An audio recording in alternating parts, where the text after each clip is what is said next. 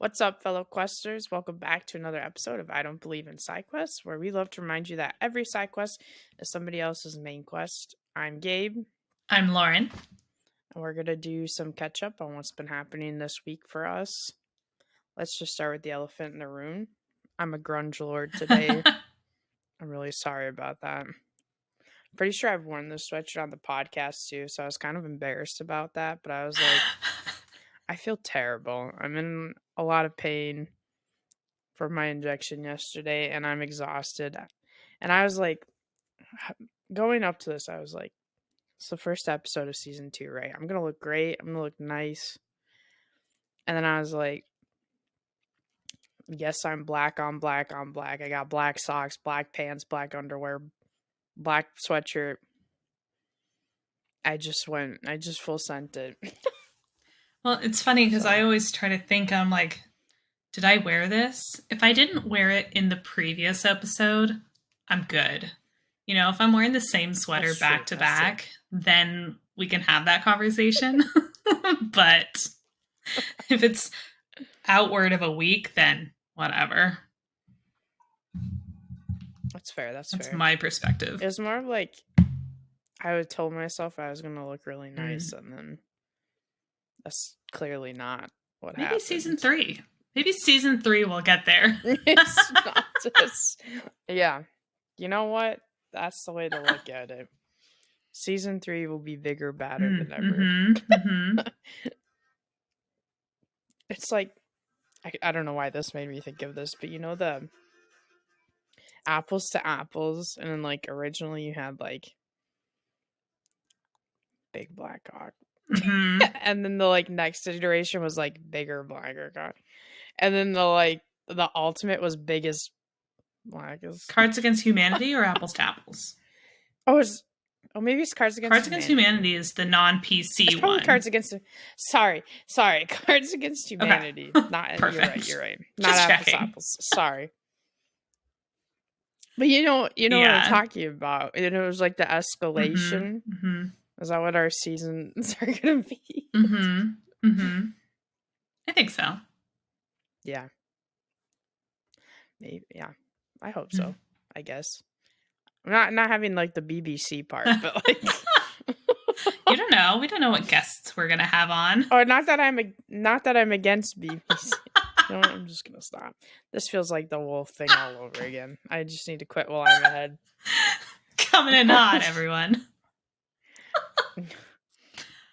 So how did your injections go? Because we heard about them a couple weeks ago. Is it the same program that we were talking about 2 weeks ago? Yeah, so they took a higher concentration of my platelets, and they just put 2 cc's directly into my joint instead of like around the joint as well. And bless the assistant's heart, he comes in with 4 cc's, right? And I'm like, okay, that's what they did last time. Like, they always just have extra just in case, whatever, you know what I mean? Like, something happens. And he brings in the 4 cc's and he's like, so you're going to do 2 and 2, right? And I'm like, no. He started with the doctor, but I was like, no. And he just kind of gave me a look, and I was like, do you know how much fluid 4 cc's? Like, he's obviously holding the syringe with the 4 cc's, but I'm like, do you know how much fluid that is? He's like, yes. And I was like, the ankle doesn't hold that much. That's too... You can't do that. Do you know? They can't... And the doctor was like, yeah, we're not going to do that. That's not how it works. And then he went on this like whole spiel about different... He talked for like 10 minutes. So I had to stare at the syringe waiting for the terrible part to happen as he goes on like a rant about how many cc's you can put in different joints. But then the other thing too is like, because my thing is inflamed and stuff, I obviously have excess fluid already in there. So like, even though it can handle 2 cc's, it's still like, it hurts a lot because it like just... I think I talked about this. It like displaces your joint, you know, like it makes it go like this, which isn't a great feeling. But I don't know. It really hurt yesterday. It kind of hurt today. Okay, I'll be honest. It really hurt today. That's why I went and lay down when I got home. I was like, all right, text me when you're ready. Just be in I bed. don't know if I'm sick or something, but I also spent several hours today just like lying on the couch scrolling on my phone just because I had no energy whatsoever. And I was like, what's happening? What's going I on? feel that. So what'd you do besides today? My best friend was in town, the one who I went to the bachelorette of a couple weeks ago, or last month, I guess. So she was in town, so she and her mom and I went shopping, and we just sat down, just like hashed out what was going on at the wedding. Hmm. Because the three of us haven't been together since before she got engaged. And so this is our time to say, all right, we're going through the itinerary. We're going through like the decor plans. We're going through like what is all happening, who is doing what's happening with the vendors, what's happening with the location. So we really just like talked through and made the list of, because right now we're 1 month out from the Hmm. wedding. Hmm. So we really just went through the whole um yeah, the whole concept and just said, okay, what do we still have to do? What can be agreed on now? What do we need to bully the groom into agreeing on? So it was just really nice, and I haven't seen her family in a while. So yeah, Well, you got to it's see the good. whole family too, not just her. Mm-hmm. Oh, that's nice. Mm-hmm. Yeah, I was over at their house yesterday. Um, so we were just sitting around the kitchen table, her and her mom and I, and Oh. um, yeah, my best friend is she was always a tomboy growing up, and Mhm. so she's never been like the girly girl. So we joke that I'm the parents' favorite daughter because she was always a lot more of like a son tomboy Mhm. for them. So it was just fun to see them because I haven't seen them in a while. Sometimes I feel like I'm the son my dad never had. Mm-hmm. Mm-hmm. There was this one time when my best friend and her dad were watching baseball on the couch, and her mom and I were in the kitchen right next to them, and her mom was like braiding my hair because she never let her mom braid her hair, Yeah. and so yeah, so we were just Oh, like all sitting around, just having a little time. So that's it was cute. really fun to That's see them. wholesome. Mm-hmm. So And do they we'll feel kind of like second parents to you? um kind of like aunt and uncle, I'd say. Yeah. Yeah. But we're going to go down a couple days before the wedding so Mhm. we can help with setup, and we'll be staying over at the location as well at the Mhm. venue. Oh, So we'll nice. just get a lot of good time, and they haven't really met my husband, so they'll get to talk with him. And my best friend's dad has gotten really, really into golf.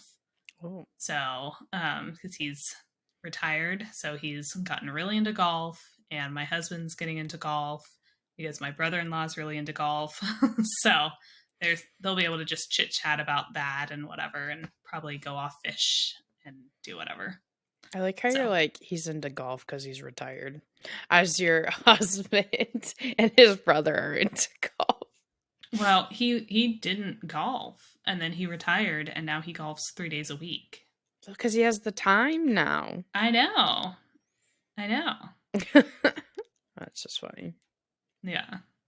So and my dad is doing some golfing as well. So, yes, all the men in my life are now just like all excited by golfing. And it's kind of happened. 3 years ago, this was not happening, but now everyone's golfing. Golfers. We're a golf family Everyone's now. all in it. Oh, I know. And my sister's like going to join the ladies' club at the golf Oh my course that they gosh. live on. And anyway, yes. Oh boy. Oh boy. Wait, so how did the murder mystery party go? It was really fun. It was a really good time. Um, Yeah. So it was a whole collection of Nancy Drew streamers, and we were in our little characters. And again, it was kind of like a Bridgerton. There was a mystery kind of poison pen gossip girl style Hmm. um, person that we were all trying to figure out who it was. And in some murder mystery games like that, there's like a predetermined uh, murderer Yeah. or Yep. criminal or whatever that we're trying to catch. This one, it truly is just you assign everyone to characters and whatever, and then partway through the game, the person administering the game um, just kind of has a random selector for all of the cast that you have. So Mhm. if people drop out or whatever, it's not going to totally mess up the whole game, which is really nice because it can be a Right. little bit more flexible. You can just say, oh, well, I think we don't need this character, or we didn't have anyone that really fit this character, so we can leave them out. So that was really Right. nice. Right. But yeah, it was fun. We all got to do little accents, and Did you solve it? Did you figure it out? I did not. I had no idea. The last one we did where there was um a preset murderer, Hmm. they laid out enough clues that most people did get it if they Right. were paying attention. Hmm. This one, a couple people got it, but it was based on vibes rather than actual any Like evidence or evidence. right. Yeah. Because again, because it's chosen partway through, there isn't like a lot of setup and there was less I guess information given to us about our characters. The characters were Right. just less developed, Right. which made it a little bit harder to like truly try to understand Embody. what we're all about. Yeah. Oh yeah, that too. Yeah. But it was a really good time. It was really, really fun. My dear friend Tina Balducci runs those. She'll be running another one in October. So stay tuned for that. Fun. Fun. Yeah. All right. Well, the kind of maybe not the well, yeah, kind of like the goal of this episode is just to talk about kind of our thoughts for season 2 and going forward Welcome and to season stuff. 2, everybody. We're here. We did Yeah, it. we did it. It's been one whole year since we started podcasting. Yeah, that seems Just so crazy. wild. It does. It seems crazy, especially because we took, kind of such a long break unintentionally. But Unintentional hiatus. Yes. yeah, For about honestly, 7 months. oh yeah, it was, wasn't it? Yeah, something like that. I It was was a like, full half the year, yeah. are we even gonna come back to podcasting? I was like, has Sweetie abandoned me? Have I abandoned her? Like, what's Both what's questions, yes. what's going on? Are we ever gonna be back together again? But we did come back. So, Spoilers, yes. spoiler We alert, did. we came back together towards the end of the season, okay? It was just like mid-roll ads that just took forever, all right? Sorry. But to kind of recap, season 1 and what we did for it. It definitely started out and throughout it was more focused on Nancy Drews because the books and the games. No, wait, what am I trying to say? Because that's kind of what brought us together. But what I was trying to say, sorry, is that like we covered the book aspect of Nancy Drew and like character herself and how she came to be, and we also talked about the games, and then obviously we've been reviewing the CW TV series. But it was kind of like the roots of our friendship. Nancy was how we met and what brought us together, and was kind of like the starting common ground for our friendship. Obviously, I think we have a lot more in common now, but that was like where it started. And then we delved into the games of 2022 and we saw what was coming up. Then we also reviewed how it went and we talked about what's coming out for 23. Allegedly. Allegedly. I'm hoping it'll be better this year. I feel like we finally made it through the pandemic stuff in the sense of like all the backup and moving dates and stuff. I feel like people were just holding on and just kind of hoping that they wouldn't have to delay. Yeah. And then kind of were like, yeah, we actually will. And then I feel this year if it's not coming out, they've already said it's not going to happen. We're going to extend it out. Yeah. Yeah, they So I just think kind of they're full just able to committed. be more realistic. Yeah. Mm-hmm. Mm-hmm. Well, I think so far we're pretty much so good for all the games.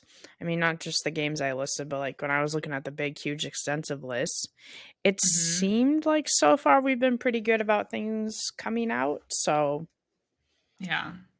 and a lot of the games we said that were going to come out in 2022 are obviously on the list for 2023. So we'll see if they actually come out.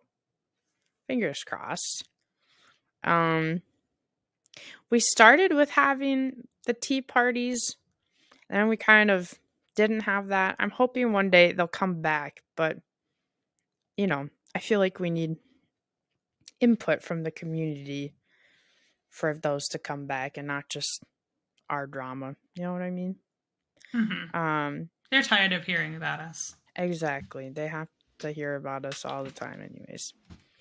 And so instead, we kind of switched up towards the end of the season to having the female developer spotlight to kind of end out the season and not the season, but to round out that each episode and just really shine a light on the awesome females developers in the industry and like get that out there. We also started to dip our toes into more of the gaming industry dynamics. So we talked about the esports. We talked about just kind of women in general in gaming and like the stats with that and like kind of the big thing is that it makes me so sad that women don't really consider themselves gamers. Like if they're not in the quote unquote like hardcore stuff, it's just they don't really consider themselves gamers. And I just want each and every one of you to know. If you play a game, even if it's just mobile games, okay, you're a freaking gamer and don't let anybody tell you otherwise. So I think Yeah. I also just wonder about, the label of gamers. Like, I feel like it has a stereotype. it has a stereotype, and so I guess I'm wondering how important it is that people consider themselves gamers, or if it's just more important that people who. Because the reason we want people to not feel weird about being called gamers is because then people react weirdly or Right. try to call them out. And so it's more of the hey, hmm don't be rude to people, even if you disagree how they're like it's the gatekeeping, Right. it's the saying, oh, well, don't label yourself as this and this when it doesn't matter if somebody feels that they're a gamer or that they aren't a gamer. What the Yeah. problem is if somebody says they're a gamer and you think, no, they don't count, hmm keep that to yourself. It literally does not affect you. It does not matter. That's what I meant. I'm sorry. I was not trying to shame people who don't think they're gamers. I just mean like I don't want people to feel like you can't be a gamer or that you have to be a certain way to be a gamer. That was more of what I meant. Like if you play games, whatever it is, you're a gamer. You can If call you want yourself to a be. gamer. Yeah. Yeah. Obviously you don't have to consider yourself that. That's fine. Just Right. If that's an identity tag that you would like, mhm. use it. Like, you can call yourself a gamer. It Mhm. doesn't matter. Yeah. I I don't don't feel like care. If you only play the Kim Kardashian game, you're a gamer. If you play Bejeweled, and we know ladies love Bejeweled, you're a gamer. If you are a 60-year-old woman playing Farmville, you can call yourself a gamer if you feel like a gamer. And no just one live your best should life. yell at you for that or make you feel weird about saying that. Exactly. Exactly. So I don't know. Do you have any thoughts about season one? Any feelings? Any comments, questions, concerns? Just kidding.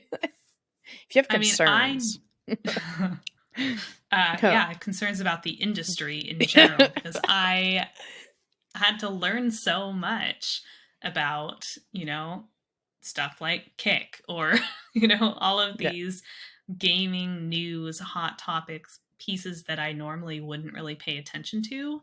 So hmm I feel like I am more educated and or just more aware of things that are happening that don't hmm necessarily affect me in my day-to-day life. Mhm. of a Nancy Drew gamer.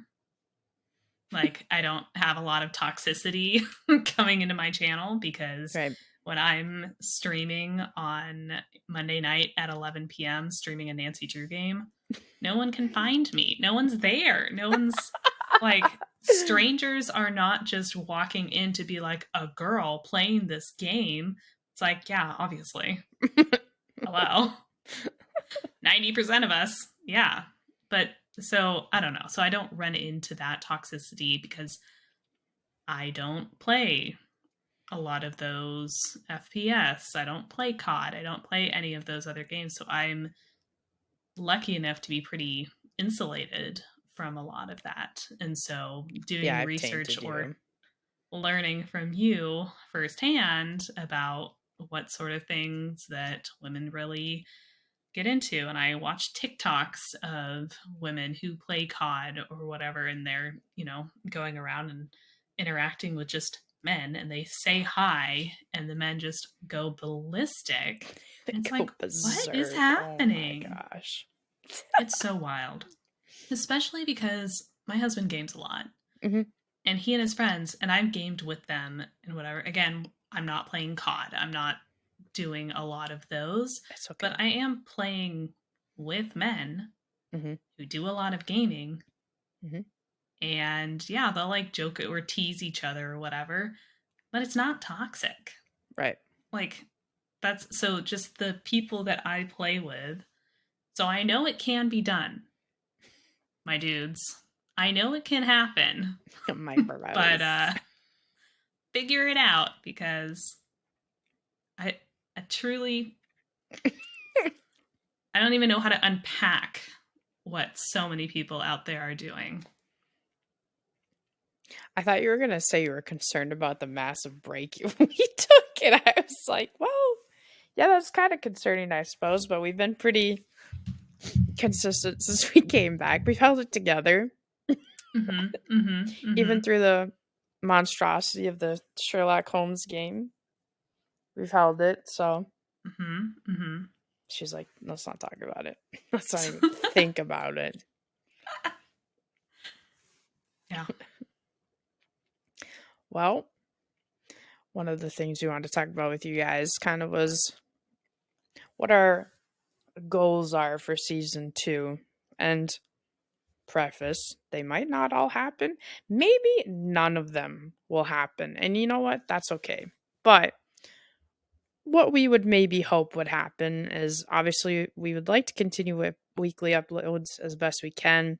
However, we both are busy. We both got stuff. We both have a life, unfortunately. Like, how crazy. How dare you, sweetie? Honestly, how dare you? I'm just kidding. I'm just kidding. You're like shot Oh, through this the is heart. me.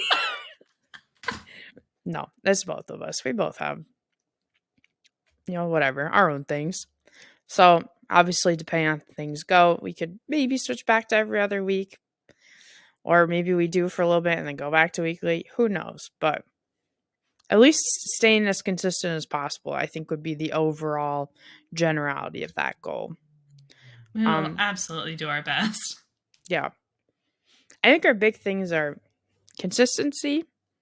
We Mhm. want to start having some guests for this season and Mhm. want to do more collaboration and community building. So, whether it's inviting guests we know, or maybe we try to reach out to some of the female developers we're spotlighting, or whatever it is, we want to try doing that.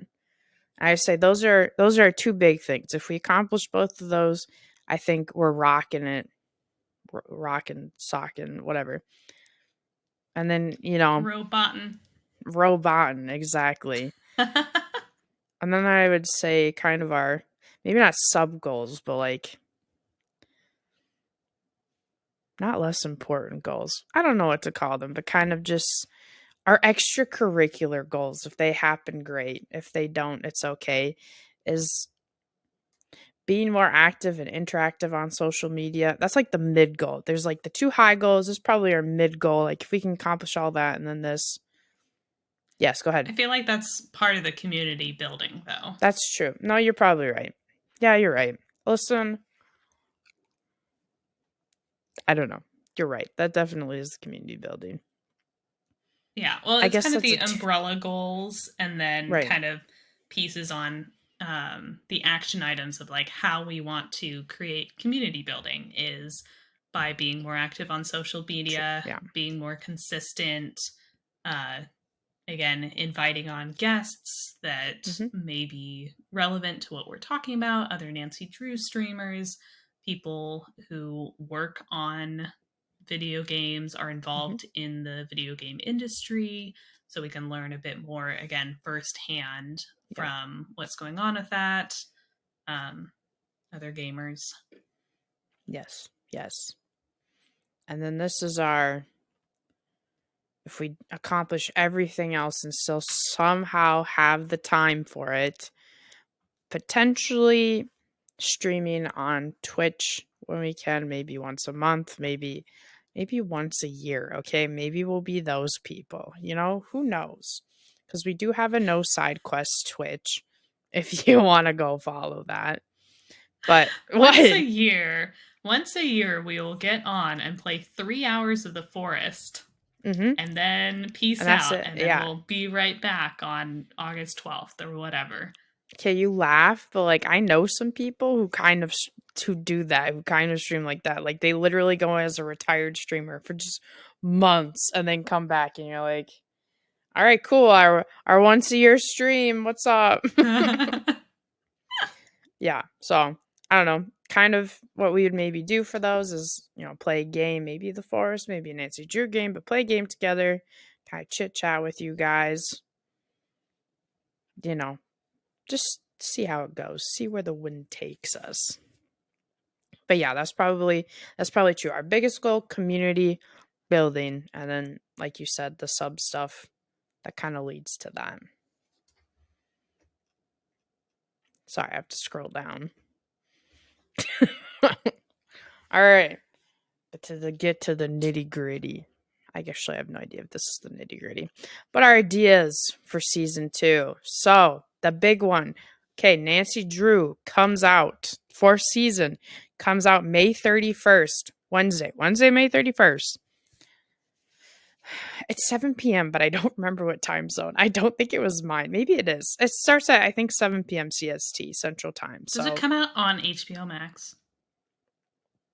no, it's a CW show, isn't it? What do we watch it on? I watch it on TV. Okay. I'm gonna have to figure out how I'm doing uh, that.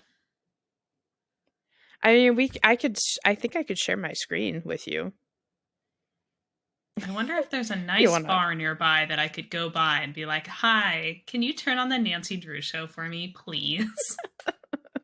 What else are you doing on a Wednesday night? Karaoke? Okay. Okay, buddy. Okay. Is HBO Anyway, Max how you watch Nancy Drew? yeah, it's the only reason I got HBO Max, and HBO Max has a lot of great stuff. But it is going to turn into the Max thing and get rid of the HBO piece, and then they're going to change all their pricing. So, but yes, they Oh, are on HBO Max. So, right? I'm trying to think how I watch them because that's not how. You know what? Oh, actually, I think I did. Okay, so we use YouTube TV like for our cable and stuff, and I think they had. Oh, I think I recorded before season 3. I think when they did like the marathon, I recorded all of the episodes, and then I think I was able to just binge them. That's probably how I Hmm. did it. So yeah, Anyway, sorry. Yeah, so that's long story short, it's coming out May 31st. And so we're going to be watching it, live in real time. And then every episode, maybe in the beginning, kind of during our catch up, we'll do a small recap of what happened in that episode and maybe our thoughts and stuff on it. Obviously, segments. yes. Yeah, that was kind of why I was thinking. I don't know. Yeah, so yeah, our next segment will be gaming news. So we're for sure going to be continuing following the Her Interactive, keeping you guys up to date on what's going on with the new Nancy Drew game, hashtag ND34. Also, we have a thread kind of keeping track of everything and giving our thoughts on our Twitter. So go check out the No Side Quest Twitter if you want to keep up to date with that and follow that. Mm-hmm. With all her interactive puzzles and tweets and um, keeping track of some of the key things that people are solving from the puzzles. We're going to be continuing to have the female developer spotlight at the end of each episode. So please, please, please send in any recommendations you have to either our email, nosidequests@gmail.com, or again to our Twitter @nosidequests. Please. Because we're definitely hitting a lot of the bigger names right now, but we also want to spotlight some smaller names that maybe are not in the news as much, or that are making a splash but not maybe at the top levels. So we'd love to know names of anyone who is making moves out there. And then we also would like to review some games by female developers. So also feel free, holy cow, to send us recommendations on these. Ones you enjoy having watched, or whatever. Let us know, okay? We want to know. It's very hard to is there something on Steam is there a tag for female developers or female led? I don't think so.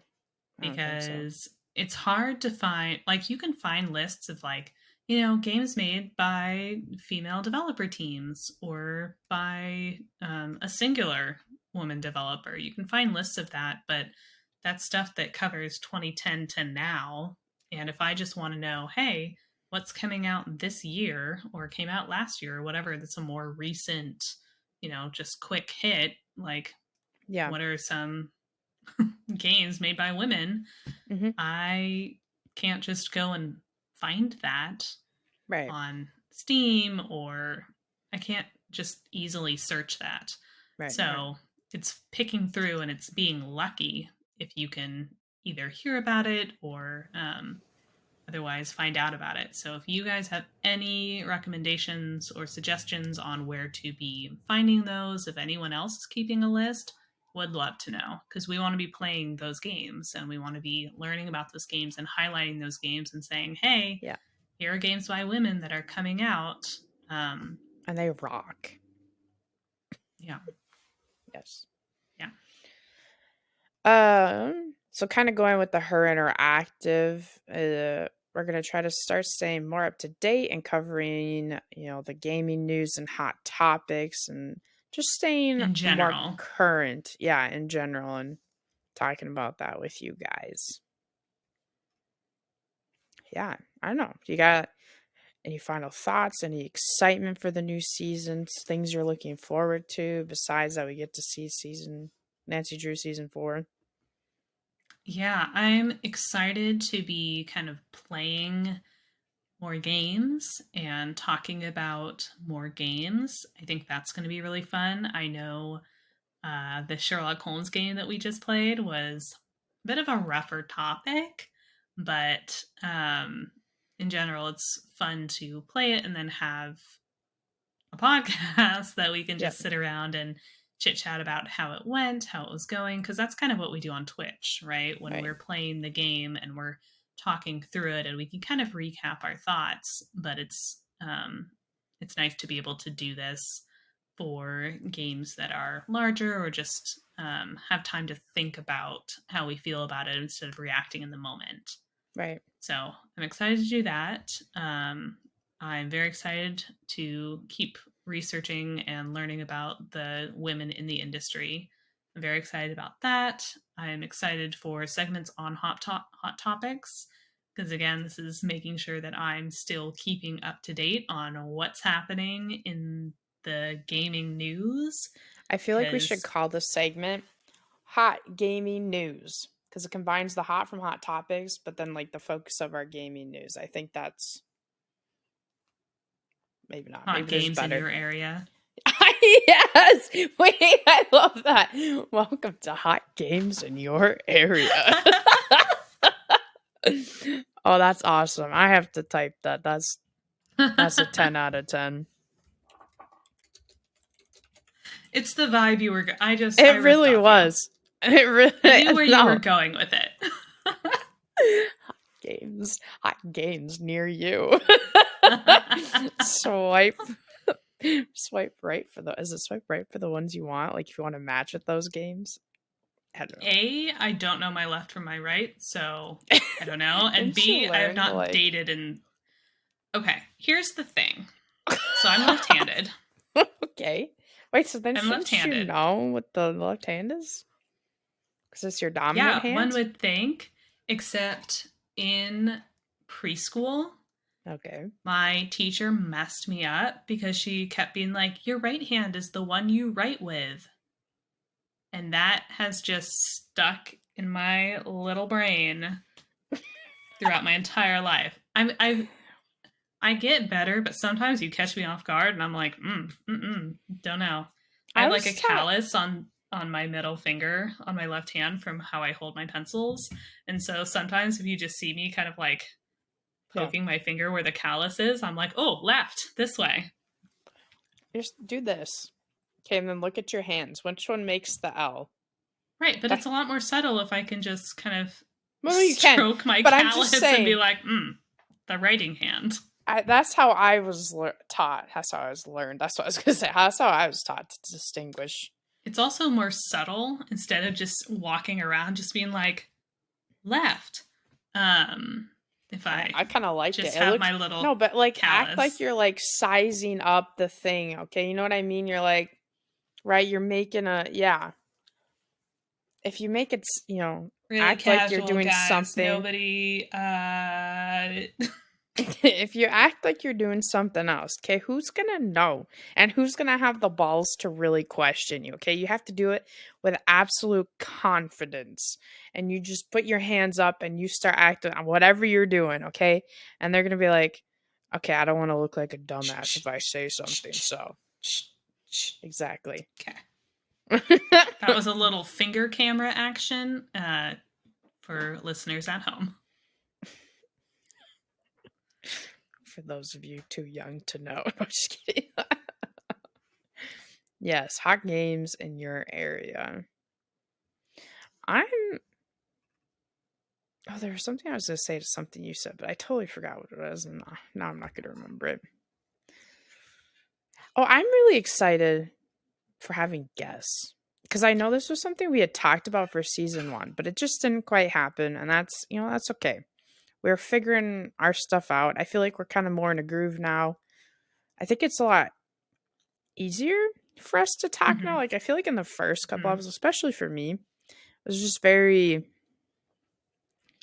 I don't know, awkward and like uncomfortable. Like you would hit the start recording and I'd feel so self-conscious. I feel like you remember those days. And now I I'm always just have to hit start record. that's because I I have gotta launch us. you do. You really do. It's like a mental thing for me, but it's also so I can just keep my notes up in front of me so then it looks like I'm looking at the camera. But it doesn't I don't know, I don't feel self-conscious anymore. I'm just kind of like, yep, here we are. Yeah. But I feel like we've also like talked a lot more and shared stuff where like I feel like I can just be very open with you and I mean maybe you're gonna judge me. I guess I don't know, but I don't feel like you're gonna judge me. I feel like I can talk about it. Although Just except for judging the you the wolf whole thing. time. I really felt like you judged me with that. So like It was not judgmental. I really felt personally attacked. Like I dreamt of I'm just kidding. You know very well that was not judgmental. I was just trying to understand. I was just trying to get at the heart of the matter, where I you don't were coming even from. remember what we were talking about that sent us down that. We were It talking was about in the Twilight Princess. Oh, And it was during the female developer spotlight, wasn't it? You're right. yeah. Yeah. Yeah, sure was. We were talking about Twilight Princess, and then you were talking about how the avatar could like come over with you? I don't know. And then you mentioned something about a wolf. Oh, the amiibo. Yeah, because in Twilight Princess, Yeah. Link turns into the wolf sometimes. So you could Yeah. bring the wolf into the Breath of the Wild And as then an I amiibo. just And you're had like, the are you flash of a wolf brilliance girl? that you were a wolf girl. And I I would still don't think I was proven wrong. I would just like to say, okay, if you turned into any other creature too, okay, I still would have thought that was as equally as exciting. It was more of the Oh, yeah. concept that you could bring a character from one game Hmm. to this game, and then it was with you, and you weren't alone. But yeah, you know what? Whatever. You know, we don't have to go into it. It's fine. Oh, I remember what my thought was. Hey. Mm. I feel like what made okay, so just so you guys understand, the the brilliant Sherlock Holmes idea, first of all, I'll accept the fault. It was mine. And it was that we would have a week to play this game and then do a recording on it. And it would all be fine because she streams and I stream. And so, you know, like whatever, you can just stream the game and that covers it's two birds with one stone. Okay, both of us had awful long weeks. And my thought was that I feel like what made it so much worse was that the game was so dark and had the like dark, heavy stuff. So like you come home and you just feel well, okay, obviously you don't come home, but you know what I mean. Like you get off of work and you're like, oh, and then the game you go and play makes you go, oh gosh. And so I felt like it made it that much worse. So you know what? Maybe the next game we try to do, we find a happy one. And don't try and do it in a week. Hmm. Hmm. Hmm. That was my thought. Anyways, not that brilliant of a thought. It's a good note. It's just, yeah, that dream haunted me. That dream. That game haunted my dreams. Oh, good. Oh, good. I tried. Anyways, you know what? I'm not stop. I'm going to stop myself before I dig myself another hole. That's it. You know what? That's it. We're done. That's all you get for the season. That's all you get to know. Okay? Tune in next week to know more. Let's just go into the female developer. Okay. So we've got, for our female developer spotlight, we're talking about Jade Raymond, who, speaking of people who are just top of the industry, top dog names, Jade Raymond is a Canadian video game creator, and she led the creation for the first Assassin's Creed game and was executive producer on the second Assassin's Creed game. So that Oh, yeah. probably just really just launched her in. She graduated from college in computer science, so she knew that that's the direction she wanted to go in. She's in her late 40s, so um, that was still, you know, happening pretty recently. Mhm. She first worked as a programmer for Sony, where she was helping in the creation of Sony Online's first research and development group. And one thing about Jade is that she was involved in a lot of creations. Like, there's a lot of studios that she created. Um, so all everywhere she went, she was a creator. She was doing new IP. She was creating new departments. She was creating new teams. It truly is incredible how much anytime any company had her, they were like, amazing. Here are a bunch of resources, go off and make something incredible, and she would She do was, it. she was a It boss girl. Sorry. Yeah, it's incredible all the things that she has done so far. Um, so she I was in that wish. creation. Sorry. I was going to say, I wish I had that. I don't know if motivation is the right word. Willpower is not the right word. I don't know. I wish I had the gumption to do that because Hmm. I've tried to be more confident where I work now and kind of lead things and change things and all of that. But I get so nervous to like rock the boat or like upset anyone. Mm. Well, And and that she might was, be go ahead. the environment that you're working in as well, True. because there's some environments like probably in the early 2000s with the Sony Online's research and development group, or people are placed into these as kind of think tanky, kind of figure stuff out, make something cool, we'll give you Right. resources, and we want you to be in this creative mindset and generate ideas. Right. So I mean, if that's your job, then go do ideas. And she Exactly. clearly has a lot of really good ideas. I'm just saying environment is really, and especially working environment, coworkers, Is that your leadership. human resources talking?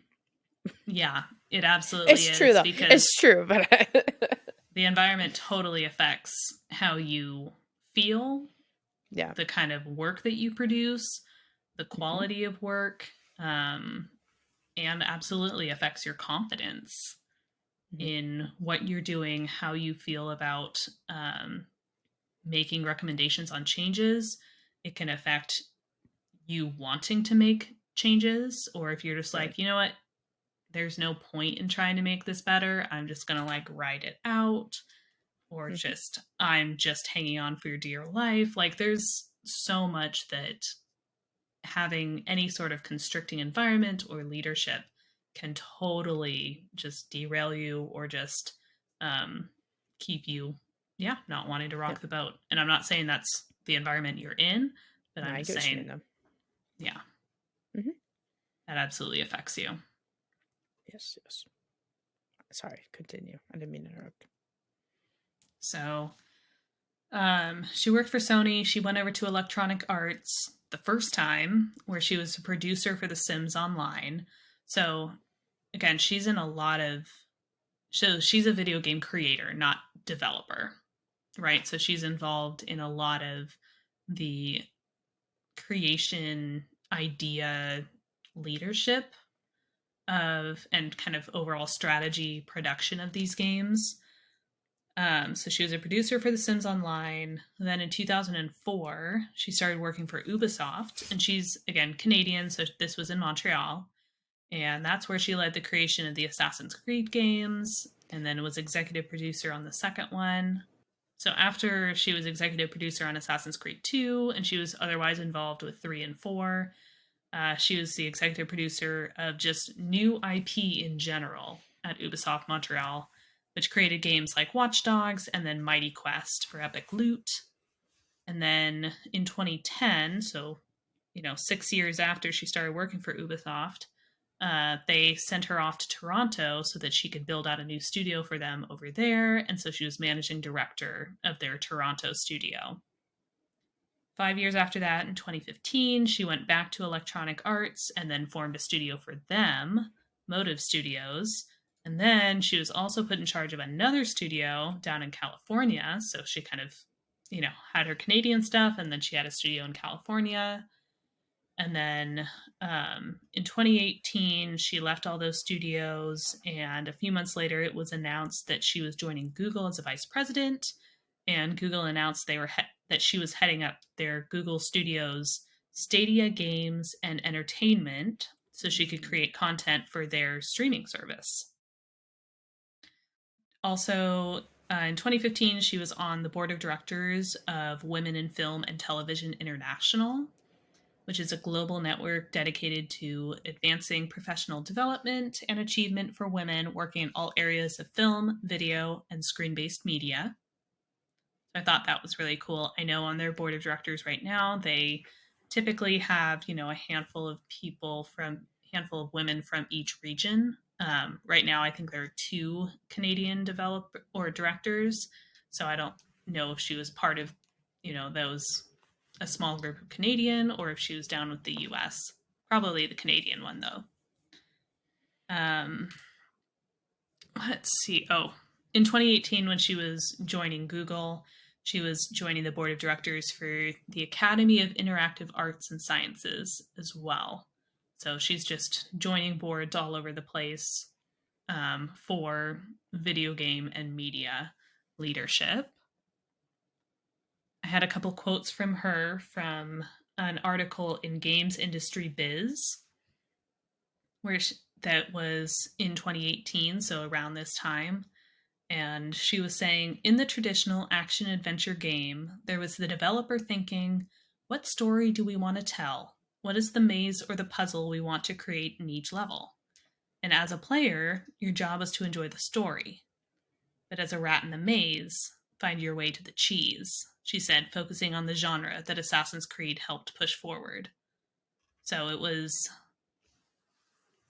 it's an interesting mentality of them creating this whole maze and then just kind of nudging or otherwise rewarding their little rats that were going around searching for little nuggets of cheese to try to make it to the end of the maze game.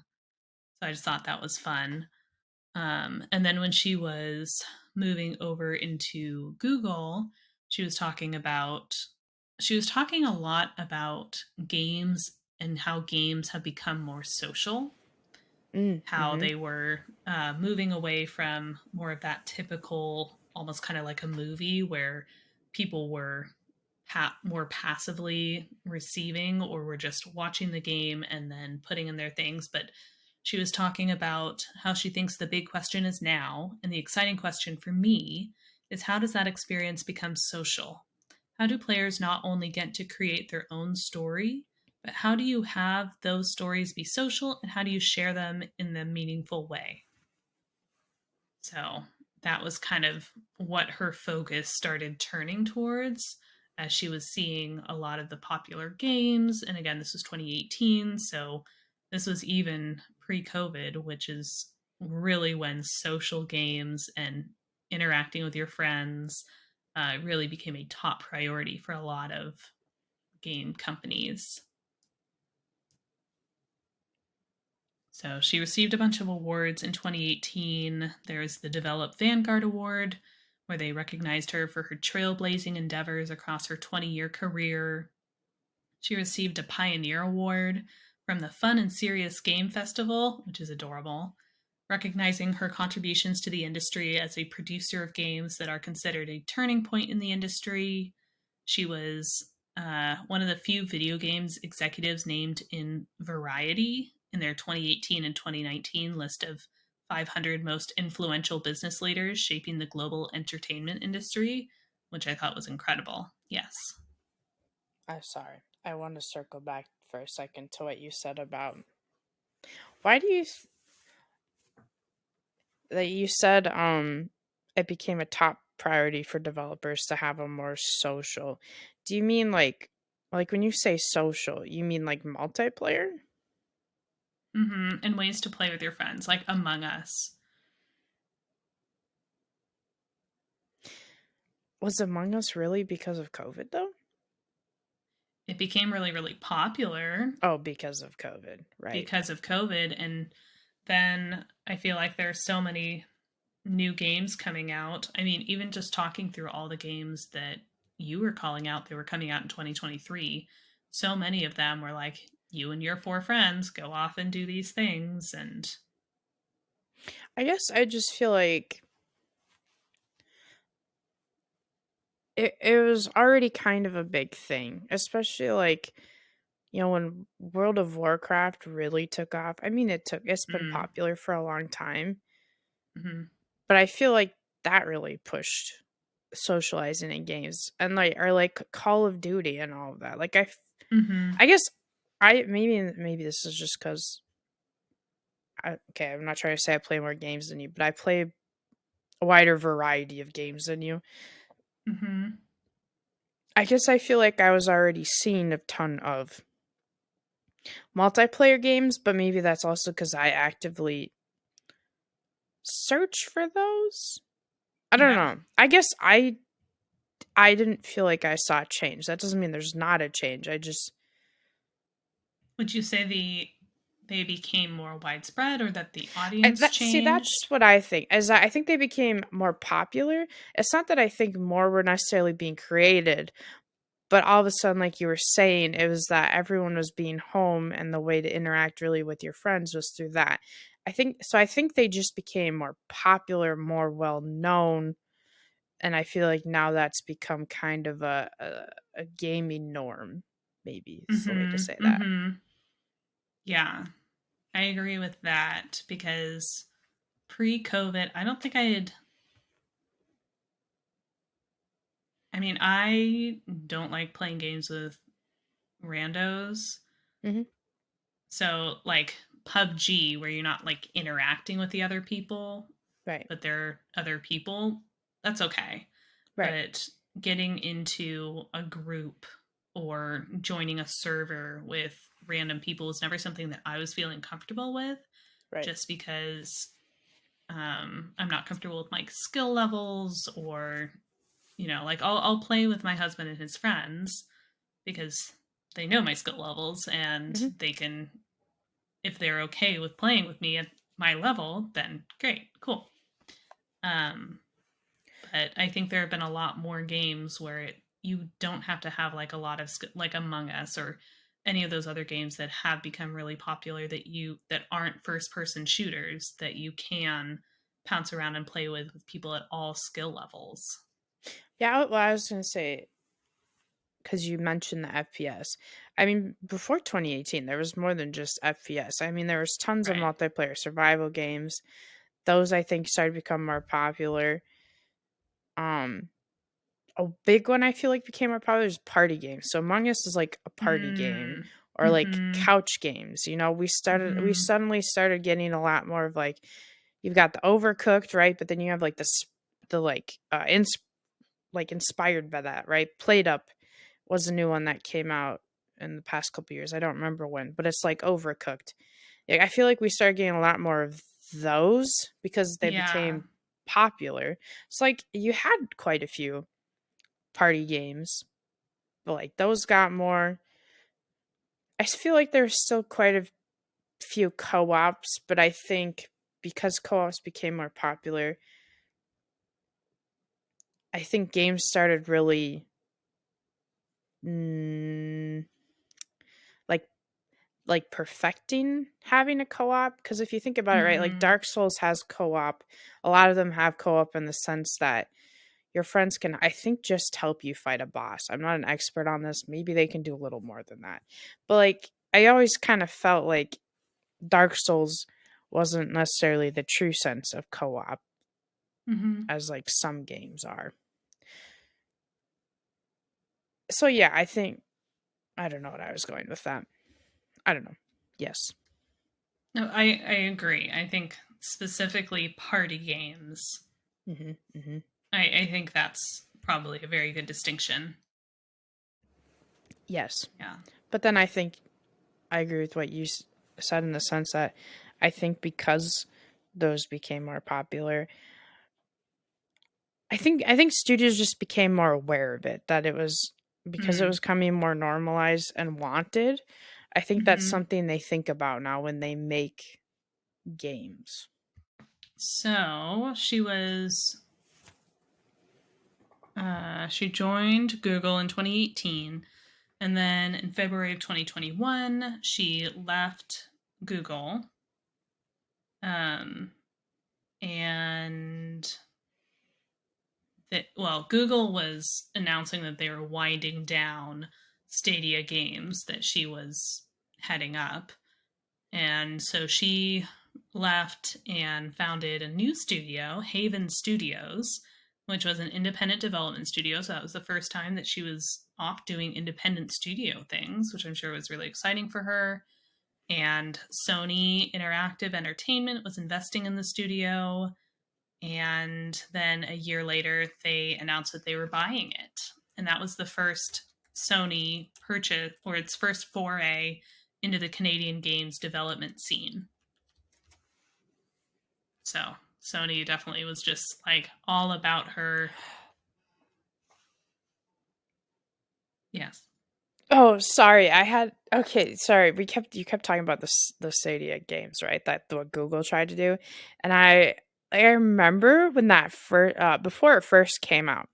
I don't remember what site I was a part of, But stuff I had done with my stream, Google gave me sent me an email asking me if I wanted to be a part of like the beta for it and all of that. I didn't do it, but like I remember when it came out and everyone was like, I feel like a lot of people were saying it was going to be really big. Like they thought it potentially could be really big. And so when you said, so I when you what What did you say? happened with it? Well, that's what I was reading about because you said, where is it? She departed. Oh, because they said they were winding down, and I was like, wait a minute, like it is stated as Stadia games not a thing anymore. And then I was like, I guess I haven't heard about it for a while. So I Googled it and I made this face because it says it was shut down on January 18th, 2023. So I was like trying not to laugh. Um it oh, okay. So while Stadia's approach to streaming games for consumers was built on a strong technology foundation, it hasn't gained the traction with users that we expected, so we made the difficult decision to begin winding down our Stadia streaming service. Then I'm like, okay, oh, here. Do you lose your games? You won't be able to retrieve your save. Oh, this is in reference to Destiny 2, but you won't be able to retrieve your save after it shuts down. Oh, that's awful. Sorry, was this like a Steam competitor? Um, Or so what it was okay, if I remember right, what it was trying to solve is that, right, so okay, right, so like Epic, Steam, and all of that, you download the game, right, and you have to have a certain amount of hard drive and all of that to do it. And so the point of Stadia was that you don't actually have to download it. You just like you stream the game. So you're not taking up all of this space on your computer, and you're supposed to be able to like seamlessly kind of stream the game to your computer to play it. Let me okay. So you're um basically buying access to the game. but I think it was more of a console thing. I don't really remember. Maybe it was a PC thing. Okay, what is I think it was a console thing.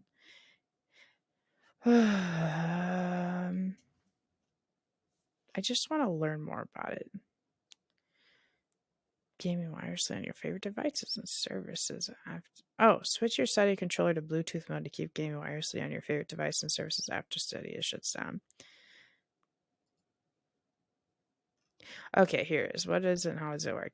So Stadia was capable of streaming video games to players from the company's numerous data centers at up to 4K resolution and 60 frames per second with support for high dynamic range.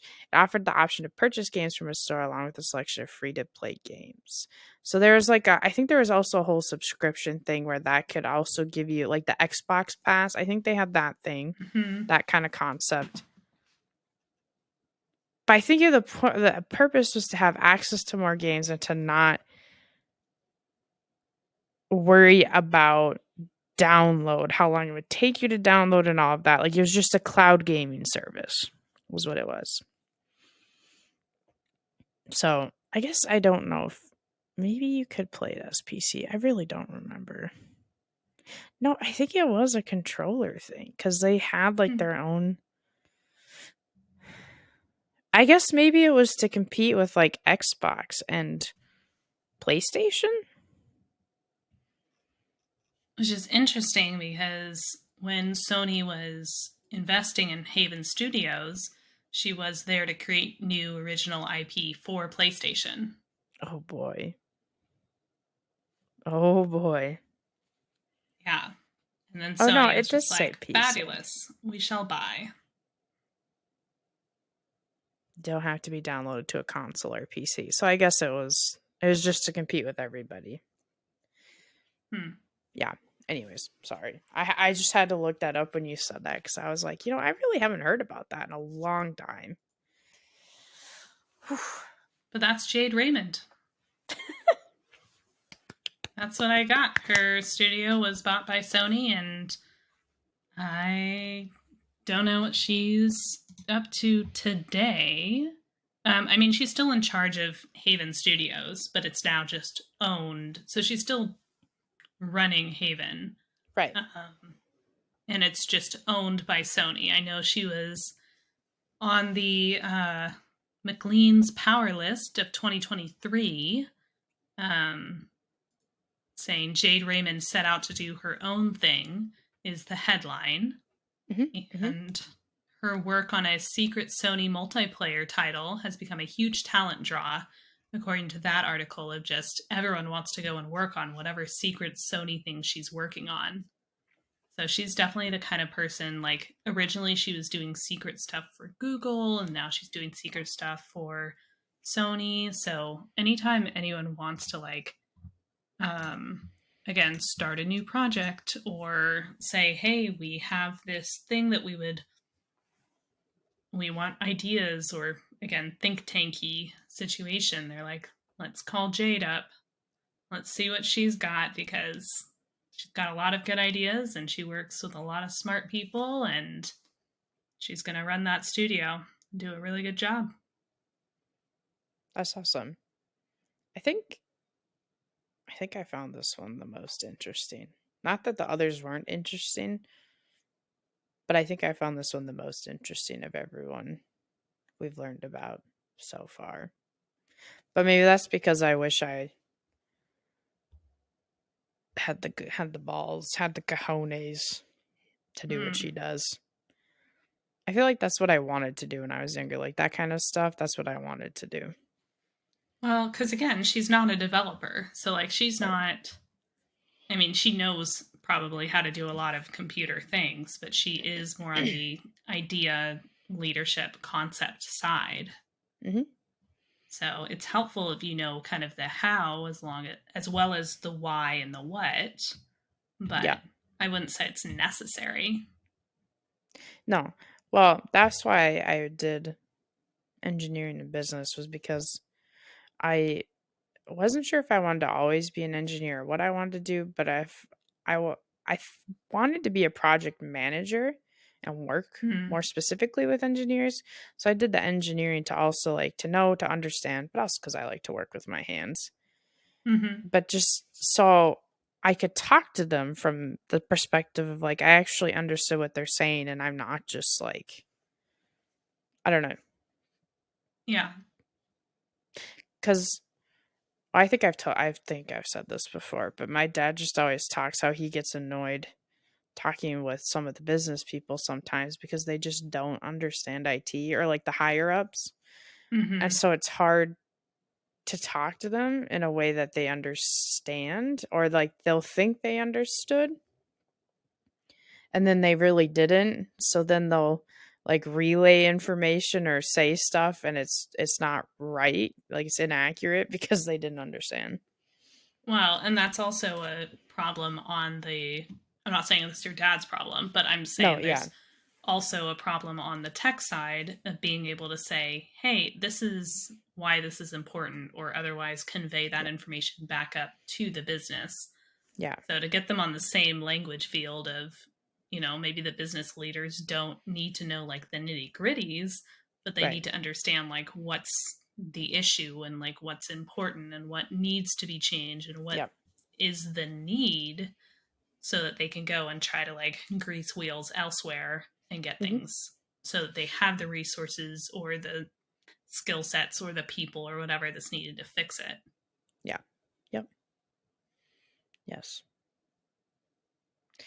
Well, I'm really excited. I'm really excited for season 2. I As much as I love the last season, I'm kind of glad to be shutting that chapter and starting a new one. I'm hoping this will, you know, reinvigorate us and really get like our creative juices flowing and like feeling good and like Mm-hmm. we've got this. Not that we didn't have it before, but I don't know. I feel like there's just something about closing one door and opening another one. I always feel like it just kind of gives me a boost. I'm like, okay, I am ready to go and conquer this. So I'm really excited. I'm excited to see what we pull out of our hats, what we pull from under our sleeves. What do we have up our sleeves? I don't know. You know, I'm definitely also going to be dreaming of hot games in your area. It's going to like show up on my phone in my dreams. I'm going to be like swiping on games, hot games near you. Mm-hmm. Yeah. Yeah. I'm super excited. And honestly, I am really grateful that when I asked you if you'd ever want to do a podcast, you said yes. I'm really grateful we embarked on this journey together, through its ups, through its downs, through its all arounds. So thank you. I just want you to know, Lauren, I really appreciate you. Thank you for doing this with me. Well, I appreciate you too, because I know we've talked about this, but I had also, thought, I love to talk, obviously. So doing a podcast was always something that was appealing to me. Mhm. But I think it does just make sense that we're doing it together. Yeah. I think it's a good fit of personalities, knowledge and thoughts and opinions and dialogue. Yeah, because there's, quite a bit we agree on, but then there's quite a bit where we bring different perspectives. So like we have common ground, but then we're also bringing new stuff to the table and both, learning new stuff and growing together. Mm-hmm. I think that's huge. It's also a lot to take on as like one person. Yeah. I can't even imagine. Even if you're always having guests with you, like if it's you and you're always having to get different guests, it's just a lot. No, at that point you just hire an assistant or an editor or something else. You have additional help, and then you do some of the other businessy leadership type of things. Yes. Yeah. All right. Well, if you guys have a developer, game, or side quest you'd like us to talk about, or any local anonymized gossip you simply must tell somebody, let us know on Twitter at nosidequests. I was going to say .com. Oh my gosh. Or email .edu, baby. Or you can email us at nosidequests@gmail.com. And if you'd like to see our lovely faces during the podcast, we post each episode with video to our I Don't Believe in SideQuest YouTube channel. You can find me, Gabe, at nenyaadamas on Twitter, Twitch, YouTube, and Instagram. And you can find Lauren at sweetie_patat on Twitter, Twitch, and YouTube. Tomorrow's Wednesday. Wednesday is when she does, here's a plug for her, shameless plug. This is when she does her date night streams with her husband. So if you want to see some, are you on Resident Evil or are you doing Halo? Or is it a different game now? So we're still playing Halo. So some Wednesdays, he and I each play Halo on each of our Twitch accounts when we just play together. We're playing through Halo Infinite right now, which is really fun because we just get to pounce through and explore, and we haven't played it before, and so we're having a good time with that. But then sometimes we'll go over on his channel, Idaho Famous Potat, and we'll play scary games there where he'll be playing the scary game and I'll just be, rampaging around. I'll just be existing and having my little drinks and my little snacks. It's like I'm the passenger seat of the car, where I'm just like you're responsible passenger for princess. vibes. Passenger princess. I'm responsible for vibes. I'm keeping track of like chat, everything like that. So I don't have to be like locked into the game. And so I can just kind of be there for moral support. You're living your best life. I get to watch the scary game getting played and I don't have to play it. So it's great. All in all, 10 out of 10. 10 out of Good 10. Setup. It is. I've been there for a few of them when I can, and I quite enjoy myself. I think it's good vibes. All right. Thank you all again, Questers. We'll be seeing you in the next episode. Bye. Bye.